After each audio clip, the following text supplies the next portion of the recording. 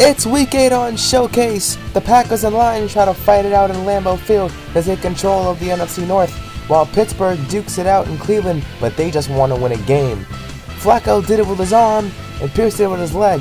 We get some current standings and playoff picture of the season had ended today, and we get a look at the top 2 prospects coming in this year in the draft. And it's all coming up next time on Showcase.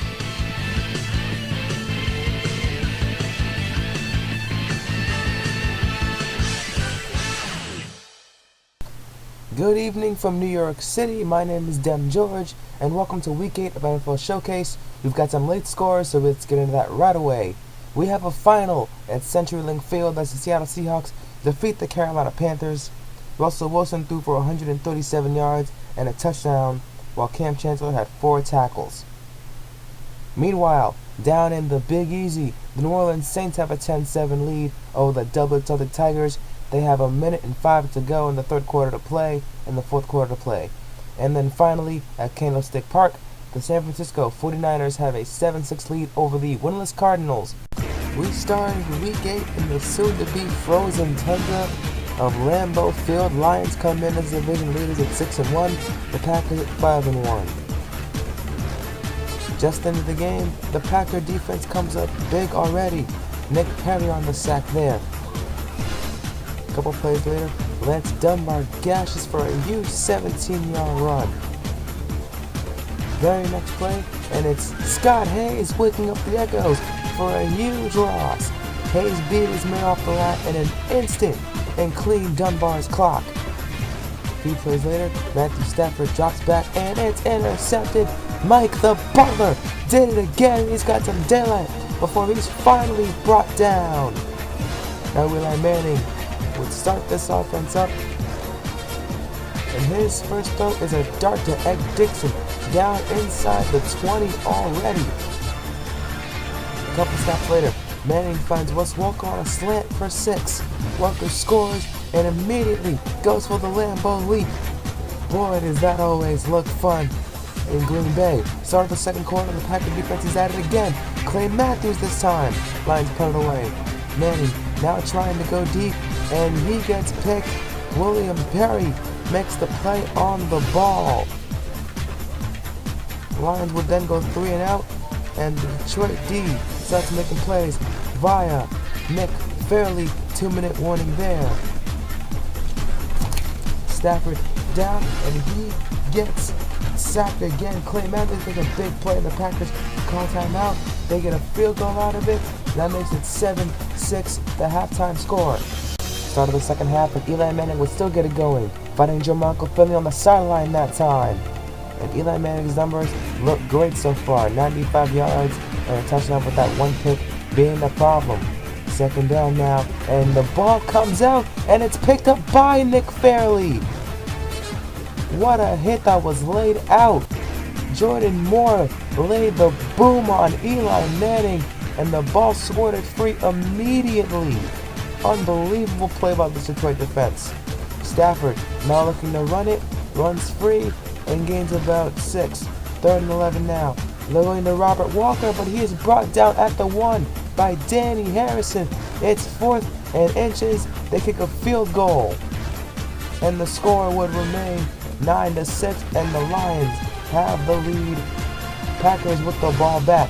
Manning looking left, right side, and has Ed Dixon. 2 catches already. Very next play, very next throw. Manning to Dixon, same pass, same result, different result. It's 6. It's a Lambeau leap for Dixon as he gets found over the middle.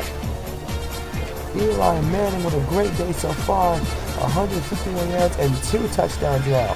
Lions have the ball, and Clay Matthews has this defense looking like superstars. 5 tackles already for the All-Pro linebacker. Stafford now looking to run with the ball on 3rd and 7. Third quarter winding down, and he gets hurt. And you know what that means? That brings in the backup quarterback, Allen Little. Hands it off to Dunbar, and Nick Perry finds him in the backfield for a big loss. Little trying to prove himself worthy, finds Jared Fontenot over the middle. Next pass, Jared Fontenot again. First down, Lions. Third time, the charm, Yes, it is. Jared Fontenot again. Could it be a fourth time? He throws left. Say hello to Nick Perkins, who makes the pick.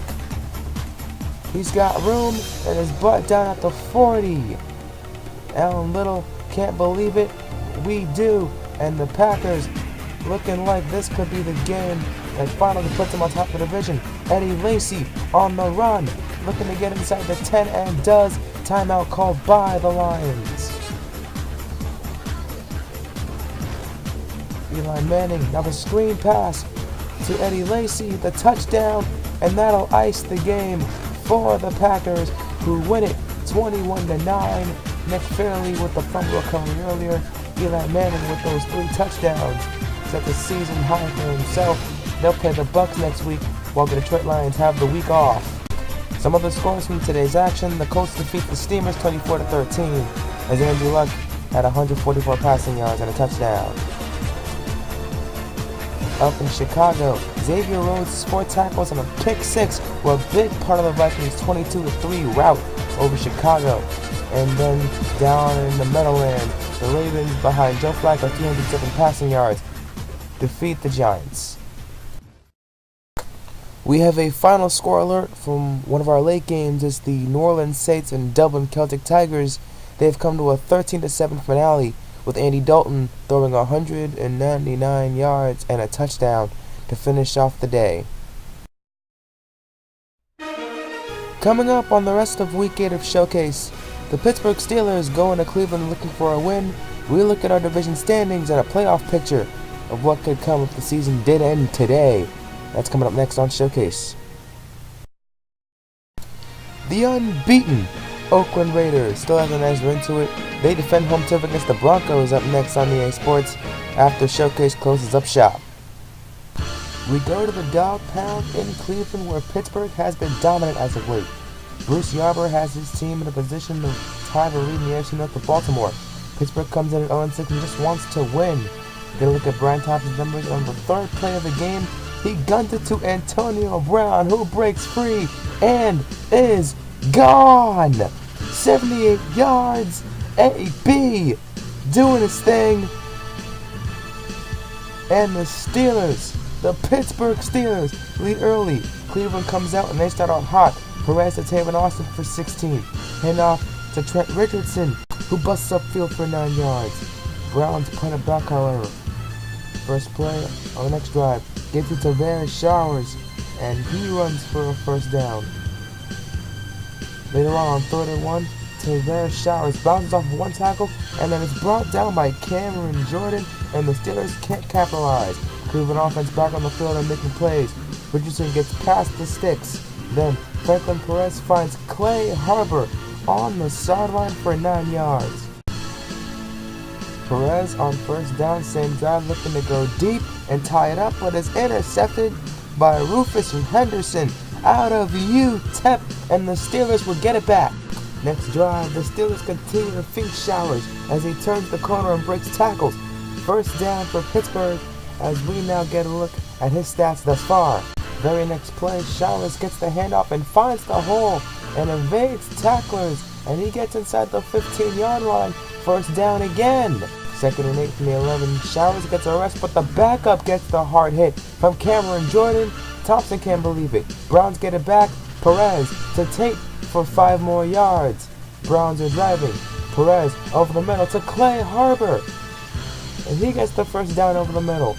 Now inside of 2 minutes, Perez to Harbor inside the 15, and Clay Harbor is single-handedly bringing the Cleveland Browns in scoring range. Look at his numbers. Very next play, Perez looking for Tavon Austin, and he has him, and the Cleveland Browns are on the board, 10-7 Cleveland. Steelers won't quit though. Thompson to Antonio Brown over the middle. Then Thompson trying to go deep to the end zone, but it is intercepted by Joe Hayden, and he gives it back to the Cleveland Browns. He was looking at Thompson's eyes the whole way and just went up and got the ball with that nice vertical of his. Browns now have it with less than a minute to go to give to Trent Richardson, who gashes a big time run for 9 yards. and then calls a timeout with 25 seconds to go. Next play, Perez dropping back and throws it to Golden Tate, who breaks free from a defender. Still going at the 20, at the 10, breaks free and scores! And Cleveland has the lead with the touchdown and the extra point and the strength of Golden Tate. Browns get the ball to start the second half. First play, Trent Richardson. There he goes. 20, 10, but they bring him out at the 1-yard line. Trent Richardson, what a run. Coach Yarber absolutely loves it. Next play, feed him the pig. Richardson scores, and it's a 21-10 game, and Richardson continues his monster day on the ground. Steelers have the ball on third down, and Darren Sharpton says hello to Brian Thompson. The sack for him, and the Browns get it back. All day to throw for Perez. Double pumps and throws to Chris Givens. Has the first down inside the 20-yard line, and he's having a career day thus far. Next play, give it to Givens. Give it into the end zone. Touchdown Cleveland. Extra point makes it 28-10. So there's Shower. Is there anything you can do? Cameron Jordan says, no, sit down. You're not Trent Richardson. Very next play. Showers again. Runs into his own offensive lineman and is tackled by Alec Ogletree. And the Browns get it back again. Over the middle to Golden Tate goes a dart and has the first down with the third quarter winding down. End of the third quarter, he gets sacked by Aaron Dorsey. Now less than 4 minutes to go in the game. Pittsburgh needs to push points. Thompson goes deep, and Joe Hayden robs him again. His second pick of the day. He wants to run with this one.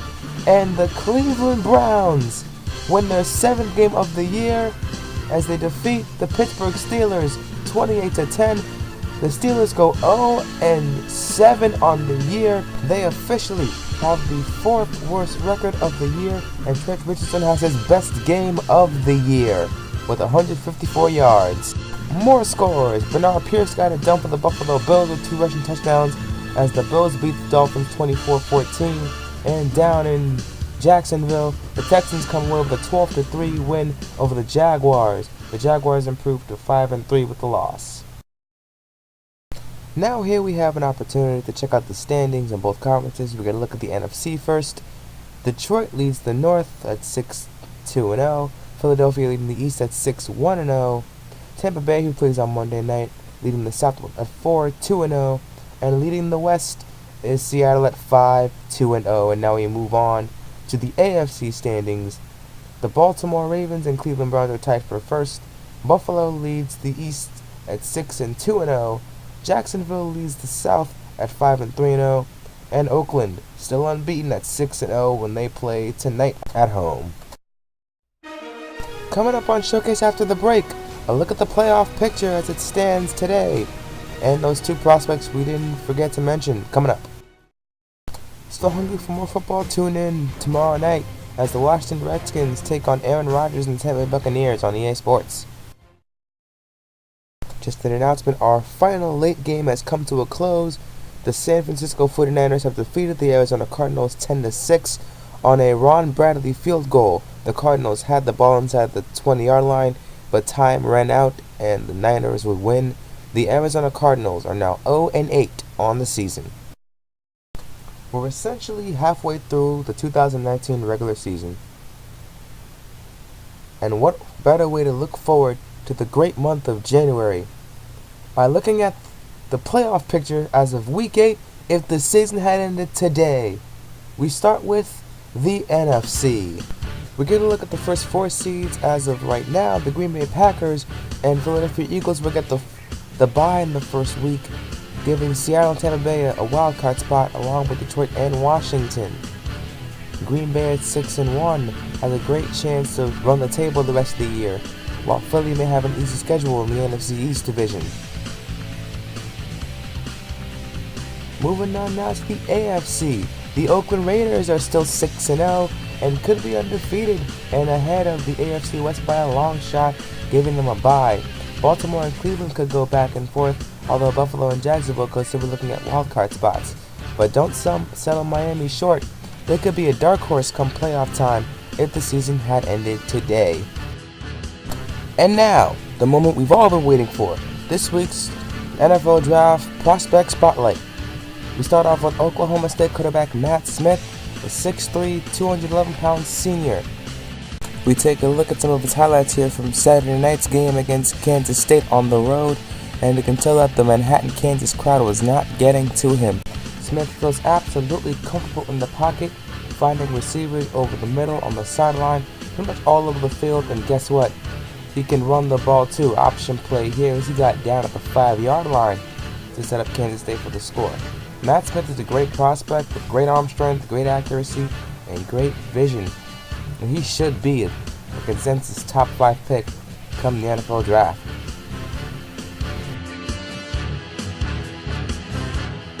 Our next prospect is someone that the SEC knows all too well. Ole Miss running back Deshaun Tarpon, a redshirt senior in fact, as he was out with a collarbone injury his sophomore season, and doesn't look like it here against Florida on Saturday, taking the option and breaking free to the end zone with ease. Deshaun Tarpon has the great combination of size and speed, and the ability to break tackle and maybe a little bit of power, despite the fact that he is 6 feet tall. Deshaun Tarpon ran a 4.26 in high school and was looking to showcase all of his great skills at the college game, and even at the NFL level once he gets drafted. See here, he even does a special part in the kicking game, showing off that speed and getting out past the 20.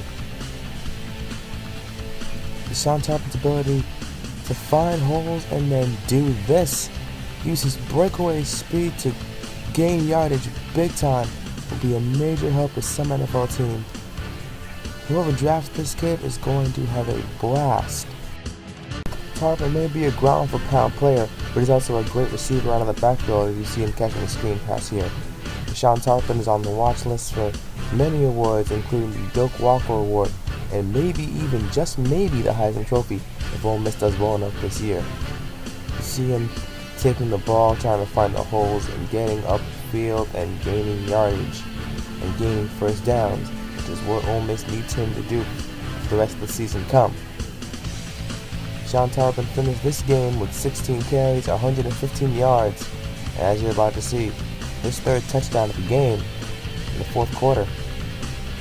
Once again, whoever drafts this kid is going to fall in love with him and going to make them a special team in the NFL. He's a projected late first-round pick, however. And our final order of visits. Time to hand out some game balls. Here are this week's Players of the Week for the AFC. Joe Flacco with his 307 yards and 3 touchdowns. And for the NFC in the same game, Dan Hornady, 263 yards and a touchdown. Now a look ahead into next week on Showcase. Can the unbeaten Raiders stay unbeaten? Can the winless break the curse? And who will take control of the AFC North? We'll find out all those answers next time on NFL Showcase. Good night, everybody.